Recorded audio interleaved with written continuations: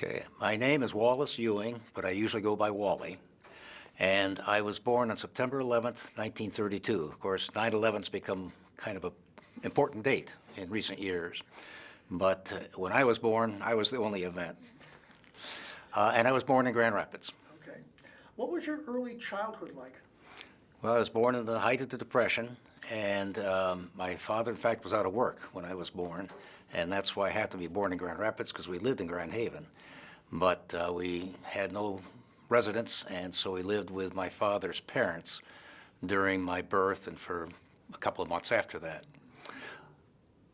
Childhood was good. I had solid parents. I had an older brother and two older sisters, so I was the baby of the family. I got treated like the baby. Nothing wrong with that in retrospect. My dad changed jobs a lot, so we moved around a lot. Grand Haven was always emotional home. That's what we came home to. We had relatives that lived here and ancestors that could go back some ways. But we lived in Ohio, Illinois, and Indiana, as well as Michigan, so a variety of locations. And during that upbringing, I learned that it's a challenge, especially when you're young, to make an adjustment to a new environment every time you move. And I think that probably helped me in the long run, but at the time it was kind of a trauma. So you're born in 1932. Your father, you have a family, but 1940s became a very difficult time in the world. Mm-hmm. Did you have any indication of what was going on in the world as you were growing up?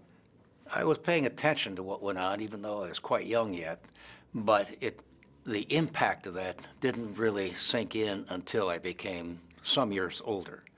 As a youngster, 8, 9, 10, 11, 12, it's hard to relate to those kinds of problems, the World War strife, and of course there was the second recession that came along that kind of changed the improvement that had taken place in the later 30s. But all of that was interesting to me, but I didn't really absorb it. But 1942, you would have been 10 years old. Mm-hmm. Pearl Harbor had already happened. Do you remember? Oh, I do. Okay, well, we lived on North Shore in near Ferrisburg that year, that winter. And I remember we gathered around the console radio, as so many families did, and listened to the reports, the news reports that were coming in of this bombing. Again, I didn't absorb that. I didn't know exactly what that meant, but I knew it was bad. And I have a very clear memory of that Sunday by the radio, yes. What happened to your family in terms of your father? Was he called up, or what happened in terms of that? My father at that time was, 48 years old, so he was beyond the draft age. But my brother and my sister both enlisted in the Navy during World War II. My brother graduated from high school in 1943 in Muskegon and immediately enlisted. And my sister was somewhat older, but she enlisted about the same time, both in the Navy. Let's backtrack just a little bit. You have a Navy family, I think. I do, because my father served in World War I as a radio man.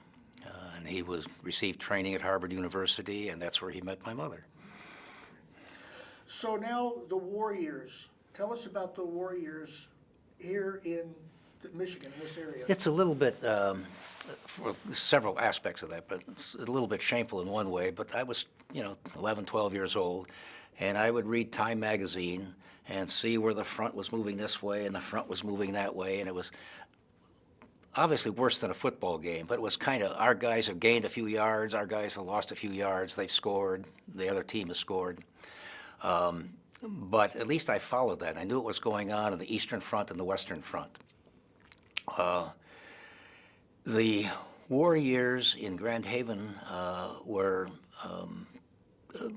certainly we were not deprived of much of anything, but we, again, as young people, were aware of the needs, and we'd save metal and turn that in, save paper, turn that in, any kind of tin foil, anything like that. That could be rubber that could be recycled.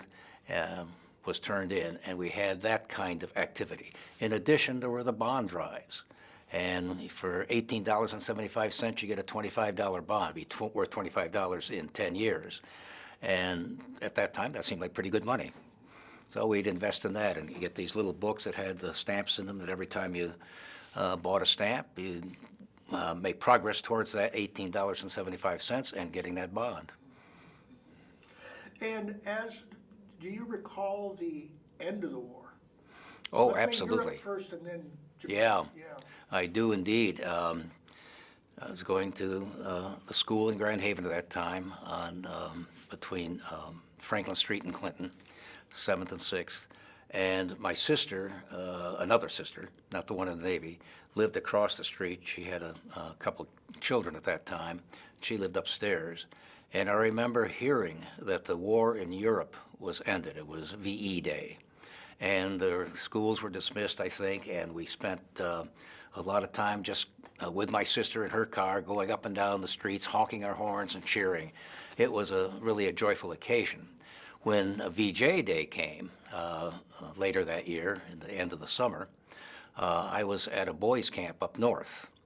And I remember when the bomb was dropped, and again, you know, you begin getting old enough to really absorb what that means, and then watched the capitulation of the Japanese, I think it was on September 3rd, 1945, and felt again, the joy, the relief that part of our life was over. Can you describe, if you can remember, soldiers returning home? Soldiers returning home? Grand Rapids? No, I don't. I just remember my brother coming home, and that he had been he was also a radio man, like his dad, our dad, and he was stationed on Attu Island, I think it was, in the Aleutian Islands in Alaska. And so again, he was not faced with active combat, but he did experience the war in that regard. When he came back, it was a relief, and then he benefited from the GI Bill, started at Michigan State University. The winter began, and he said, you know what, I don't like winter. And he went to the Southwest and never came back. How about your sister returning? She returned, but not to Grand Haven. So she went to Washington, D.C. and got a job as a science writer there, and I have no memory of her response. So as you're now between wars, so to speak, what were your goals after the war was over with? You're in high school? I was in high school, started high school in 1946, and the goal was to get through high school. And college obviously was mandatory. My parents didn't have didn't have enough money to send me to college. And I heard about a program that was called the Naval Reserve Officer Training Corps, NROTC. And at that time, I was going to high school in Chicago, and I applied for an entrance exam, took the entrance exam, and just one event in that, while we were taking the exam, they were long, it's about 6 hours of test questions. And about halfway through, now it was lunchtime, so all these guys stood up, and suddenly some officer stood on the stage and yelled, "Stand fast." I don't think anybody had ever heard the phrase "stand fast" before, but everybody knew what it meant, and the whole crowd sat down immediately. It's a way that you learn language, by intonation, emphasis, as well as the words. At any rate, I passed the exam and was admitted into the University of Wisconsin in Madison, and began my career, very short career, with the Navy at that time. So what was the actual procedure, if you will, of getting in? Well, passing the test was this very extensive and intensive examination that measured your verbal skills, your mathematics skills, your science knowledge, and all aspects of life at that time, history as well. And so you had to pass that, and you had to pass at a fairly high level to get through, and I was just fortunate enough to somehow make that happen. And then there was a physical exam, and one little sidelight of that, to tell you a little family story. When I think it was 9 years old, and my mother said, it's time for you to get a dental checkup. So I went to the dentist, and he said, oh, he's got a great set of choppers, nothing to worry about. That ended any worries that my parents ever had about my teeth. I never went to a dentist again. So I went for this physical and had a dental exam, and he said, we can't let you in until you get those cavities filled. So I had 17 cavities that had to be filled. And my mother said, well, that's your problem. You take care of it. So it was $5 a filling, $85 out of my meager savings that I had to put into this kind of like an investment. But once that was done and I passed the physical, everything was set, and all I had to do was show up at the University of Wisconsin on a certain date in September of 1950 and start my time with the NROTC. So what was ROTC like at that time? Well, the NROTC was it was made up of a group of good young men, I think. I made some good friends there, unfortunately not lifetime friends, but friends at the time. And because of what was coming ahead, we spent a lot of time together, not only on the campus, but on our summer cruises during the next 3 summers. There was we had to take naval science courses, and my brain is both sides are literary oriented, so that was a bit of a challenge for me, but somehow I managed. And just had yeah, I didn't really care for military life, I'll be honest. Too stringent, too demanding, I thought. I'll give you one example. One of the summers I was at Quantico in Virginia, and at the evening we were off, and I had been elevated to a platoon leader, which, big deal. And when we went to see a movie, it was called High Noon with Gary Cooper and Grace Kelly, I neglected to take off my cap. That was a transgression. An officer saw me. I was stripped of my platoon leadership and relegated to the platoon as a follower. And I just thought, wow, that's pretty small. Cap, tell me, reprimand me, but don't strip that from me. But it happened. So probably if I've remembered it that long, all these years, it must have been a good lesson for me. And I think maybe I learned something from that. During ROTC, did you have to go to boot camp? No boot camp. Okay. Well, it depends on how you define boot camp. It didn't have to go to Great Lakes or anything like that. But we did have vigorous training during those, our active weeks during the summers of 51, 52, and 53. 6 weeks each summer that was devoted to learning more naval skills, either on the water or on land. In the summer of 1952, our group was sent to Quantico for about half our time there, and then we took a troop train, which was an experience, from Quantico, Virginia to Corpus Christi, Texas, for training at the Naval Air Station there. And to be on a troop train for 2 solid days, not allowed to get off the train, was also an experience. And these were all ROTC people? Yes. All right. Yeah. So these are the people that you have been with all of this period of time? Yes, these are other young men who were on the scholarship program at the University of Wisconsin through the NROTC. Okay. So once you completed the ROTC part, what was the next step? Well, let me, Sure. if I could, I'd like to Yeah. backtrack just a little bit, because we took 2 summer cruises that were overseas, and they were important, I think. In 1951, I went to Norfolk, Virginia, and got on the DD 864, the H.J. Ellison there, and we then sailed out of Norfolk, went to Panama Canal, which was an experience, went to Gitmo, Guantanamo Bay, saw that in its more or less early years, at least a lot earlier than it is right now, and learned a bit about the sailor's life and an officer's life. As a midshipman, we had a variety of experiences. We might be in the boiler room, we might be on the bridge, might be in some other category. And we learned how to feed the ACAC guns with the 50 millimeter shells and fire those in practice, but still learned how to do it. And that was a really good experience, even though, did a lot of paint chipping and painting and that kind of routine stuff too. But I learned a lot. Then, in the summer of 1953, we sailed out of Norfolk and went to New York City, which was never been there before. That was an experience. And from New York City, we went to Edinburgh, Scotland, with my Scots background.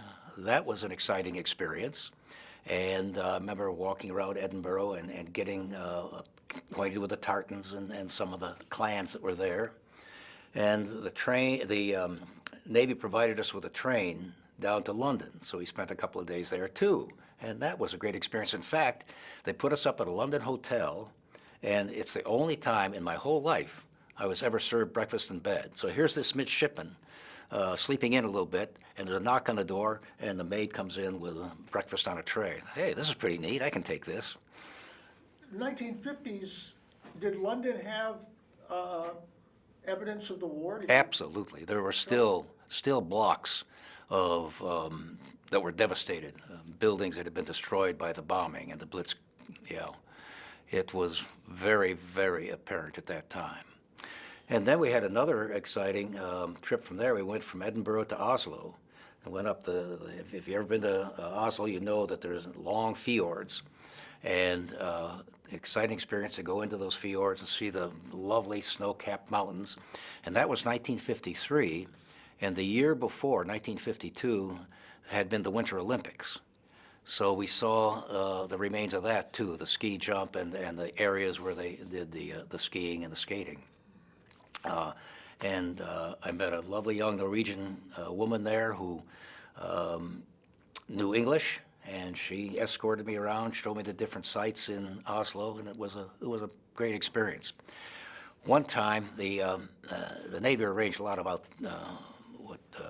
special activities for us, and they had a bus that was going to take the midshipmen to Bergen, another Norwegian city, and got to the bus and got loaded up. We went into the city of Oslo, and they said, we have too many people out here. We need some volunteers who are willing to bow out. And I thought, wow, I can bow out, and no one will know. They'll think I'm in Bergen, and the people in Bergen will think I'm back at the ship. So probably a pretty dumb thing to do, but I said, okay, I'll volunteer to leave. I left. I rented a room in a hotel, the Hotel Philadelphia. I took off my tie and all the paraphernalia that indicated I was Navy, and I just had a great weekend in Oslo, and got back to my ship, and there were absolutely no repercussions. So it turned out all right, but I wouldn't recommend it to anybody. I was going to ask you also about your social life, but you pretty much given us, you had opportunities to downtime. Yeah, we did. We had leave. We had shore leave. And Oslo was just such a memorable place. So was London and Edinburgh, but Oslo was special because we were there in early August, and the land of the midnight sun. The sun didn't set until midnight, and it rose about 3 o'clock in the morning. So there was very little dark, and when you're young, 20 years old, and you have that time and that opportunity, it's just great to rejoice in that. And I and my buddies, we did. So once that period of your ROTC was over with, what was the next step? Well, it gets complicated because my personal life got in the way. One of the criteria of being a midshipman is that you remain single. Back home, I fell in love, and I got married in my senior year. That necessitated eventually my departure from the NROTC.